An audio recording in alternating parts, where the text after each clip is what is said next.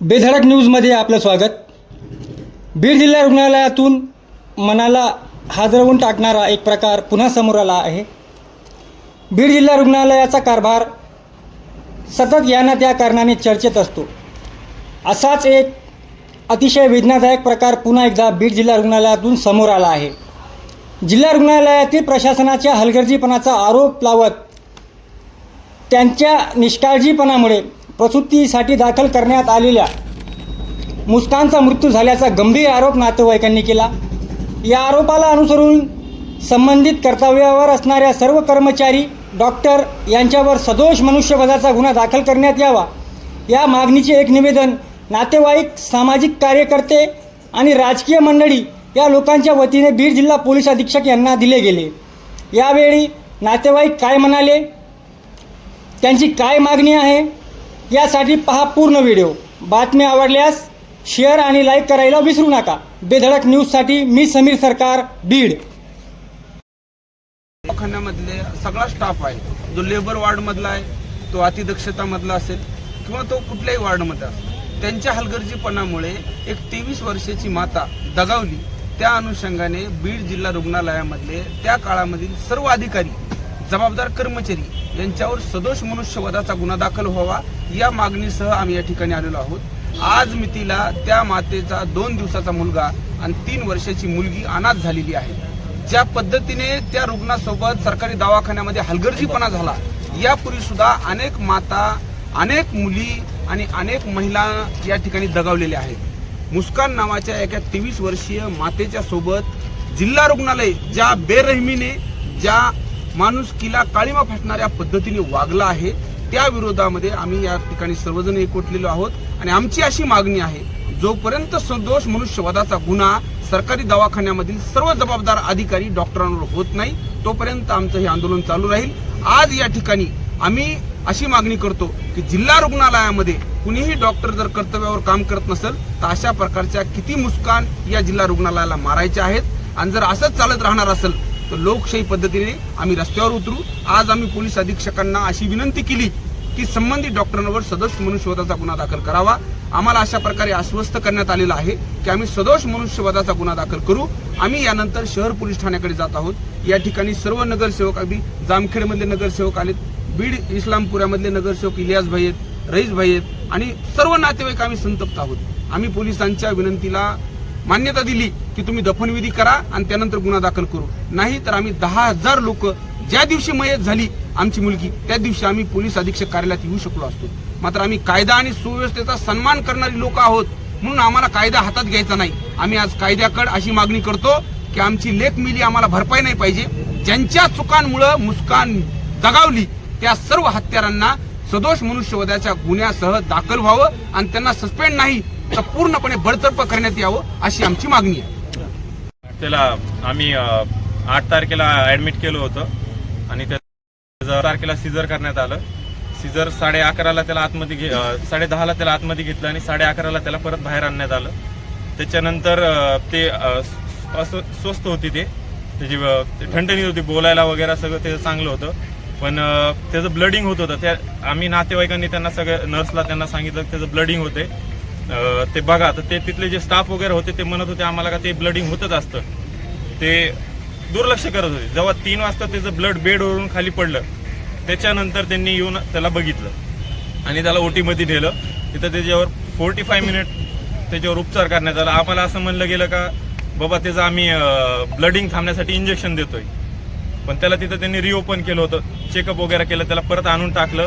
त्याच्यानंतर त्याला ब्लडिंग काय त्याचं थांबलं नव्हतं, त्याला परत त्यांनी 9-10 वाजता आतमध्ये घेतलं।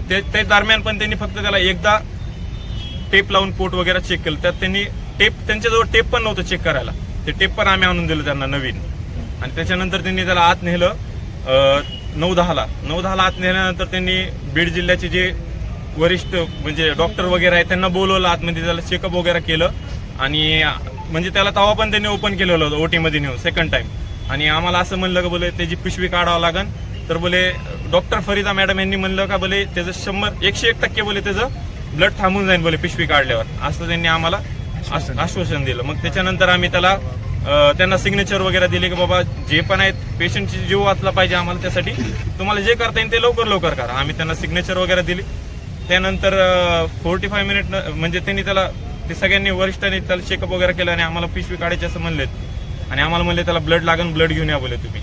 मग आम्ही सगळे जे म्हणजे ते जे माणसं होते आम्ही तिथंच होते, बाया तिथंच होते, म्हणजे जे होते घरचे ते ब्लड वगैरे आणायला गेले.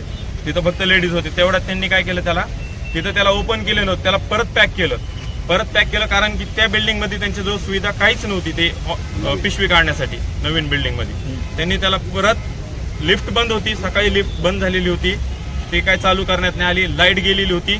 तिथून त्याला त्यांनी रॅम्पवर, गाडीचं जे रॅम्प असतं जे फरशी असते, धडधड करत त्याला स्ट्रेचरवरून त्यांनी खाली आणलं अंधारातून सीजरच्या पेशंटला.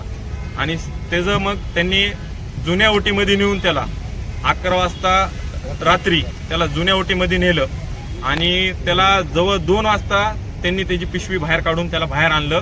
जेव्हा त्याला आणलं ते त्याला ओटीमध्ये, खालच्या ओटीमध्ये नेण्यापर्यंत ती स्वस्त होती, बोलत होती आमच्याशी. पण जेव्हा त्यांनी त्याला ओटीमधून बाहेर आणलं तर त्याला व्हेंटीवर आणलं, त्याच्या तोंडात पाईप टाकले होते 2. आता तुमची काय मागणी आहे?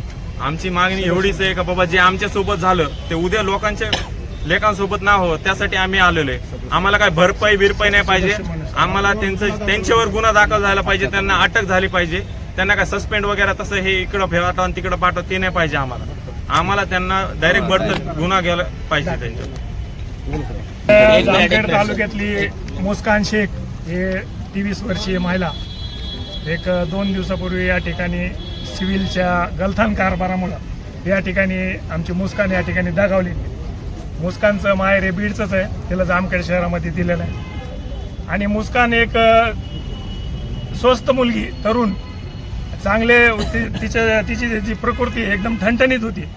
ज्यावेळेस तिला हॉस्पिटलमध्ये दाखल केलं त्यावेळेस ते नवीन जिल्हा रुग्णालयाचं उद्घाटन जिल्हाधिकाऱ्यांच्या हस्ते या ठिकाणी ठेवण्यात आलं होतं. त्यावेळेस आमची मुस्कान देखील त्या उद्घाटनाच्या कार्यक्रमाला उपस्थित होती आणि त्याचं रिबिनच त्या हॉस्पिटलचं मुस्कानच्या हाताने या ठिकाणी कापण्यात आलं.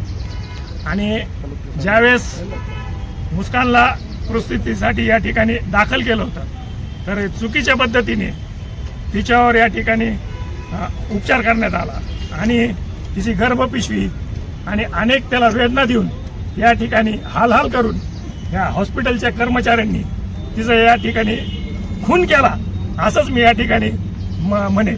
कारण की या हॉस्पिटलच्या गलथान कारभारामुळं मुस्कान शेख हिचा नाहक बळी या ठिकाणी गेलेला आहे. तर अशा ज्यांनी जे दोषी आहेत, ज्यांनी हे चूक केलेले, त्यांच्यावर सदोष मनुष्यवधाचा गुन्हा या ठिकाणी दाखल व्हावा अशी आम्ही प्रशासनाला या ठिकाणी विनंती करतो. जर गुन्हा दाखल झाला नाही तर आम्ही तीव्र पद्धतीचं आंदोलन या ठिकाणी आम्ही उभा करू आणि अशा इथून पुढच्या होणाऱ्या नाहक मुस्कानसारख्या तरुण मुलींचे बळी जाणार नाही याची प्रशासनाने दखल घ्यावी अशी या ठिकाणी प्रशासनाला विनंती करतो. आणि त्याची जी इन्क्वायरी वगैरे चौकशी वगैरे होणार आहे, त्यांच्यावर जी समिती बसणार आहे ती बाहेरची पाहिजे, आम्हाला बीड जिल्ह्याची नाही पाहिजे, ही एक आमची मागणी आहे.